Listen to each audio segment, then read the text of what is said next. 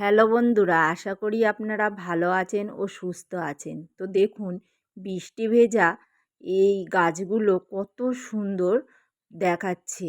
এদের রূপটাই কিন্তু পাল্টে গেছে। তো শিম গাছটা দেখুন আমার ফলের ক্যারেটেই হচ্ছে খুব সুন্দরভাবে। আর এদিকে দেখুন ভেন্ডি তো একদিন বাদে বাদেই হারভেস্ট করতে হয়, তো ভেন্ডিগুলো কিন্তু অনেকটাই বড় হয়ে গেছে। তো এই ভেন্ডিগুলো আমি এখন হারভেস্ট করব। তো দেখুন কি সুন্দর সবজি হচ্ছে। আর এই যে বৃষ্টি হচ্ছে, আমরা কিন্তু ঘরে বসে বোর হয়ে যাই, কোনো কাজই থাকে না। তো এই যে ছাদ বাগান থাকলে কিন্তু অনেকটাই সুবিধা হয়। আর এই দিকে মূলোর বীজ থেকে চারা রেডি হয়ে গেছে।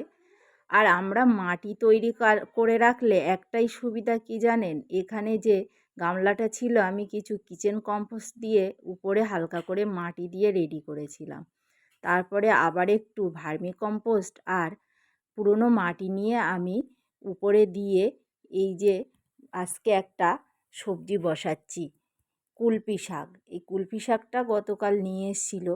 তো এইটা তো আমাদের বাজার থেকে আনতে হয়, তাই ভাবলাম পাতাগুলো নিয়ে ডাঁটাগুলো আমি বসিয়ে দিচ্ছি। আর কুলপি শাকও কিন্তু ছাদ বাগানে খুব সুন্দরভাবেই গ্রো হয়।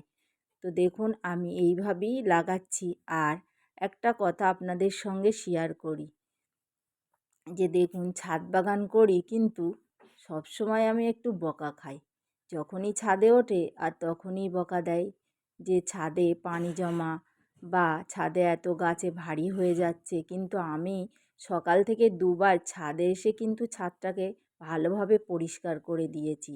আর এত বৃষ্টি হলে শ্যাঁতলা তো একটু হবে, তবে শীতের সময় বারবার ঝাড়ু দিলে কিন্তু এই শ্যাঁতলা থাকবে না।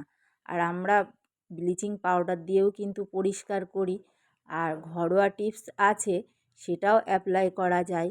তো দেখুন আমি এখানে একটু পুঁইশাক কেটে নিলাম। আর বেগুন গাছ তো অসাধারণ বেগুন দিয়ে যাচ্ছে। আমি নিজেই দিনে দিনে অবাক হয়ে যাচ্ছি যে এত সুন্দর বেগুন আমি পেয়ে যাচ্ছি প্রতি সপ্তাহে। তো বাজারে এবার আমার কিন্তু বাজার থেকে একদিনও বেগুন কিনতে হয়নি। আর বেগুনের দামটা কিন্তু এবার প্রচুর ছিল। তো এইভাবে যদি আমরা গাছ বসিয়ে রাখি ছাদে, তো আমাদের কিন্তু সবজি বাজার থেকে আনতেই হবে না। তো এখানে আমার 5টা বেগুন গাছ আছে। আর এবার শীতে কিন্তু আরও বেগুন গাছ লাগাবো। আর এখানে ড্রাগন কিন্তু লাল হয়ে গেছে, তবে ড্রাগন একটু লাল হয়ে যে হারভেস্ট করতে হয় তা ঠিক না, সেটা আমি আপনাদের সঙ্গে পরে শেয়ার করব। আর এদিকে দেখুন কামরাঙা, আজকে যাব ছেলের মিশনে, তাই একটু কামরাঙা নিতে আসলাম। একটা ড্রাগন ফলও হারভেস্ট করেছি। তো দেখুন আমার এই কামরাঙা গাছে সম্পূর্ণ জৈব পদ্ধতিতে প্রচুর পরিমাণে কামরাঙা পেয়ে যাচ্ছি। আর বসানো আছে কিন্তু ফলের ক্যারেটে।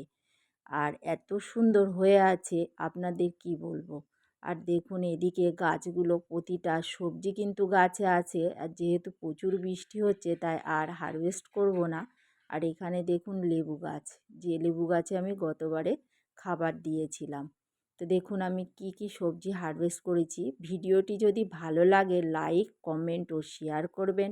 আর আমার চ্যানেলে নতুন নতুন ভিডিও দেখার জন্য চ্যানেলটিকে অবশ্যই সাবস্ক্রাইব করে রাখবেন।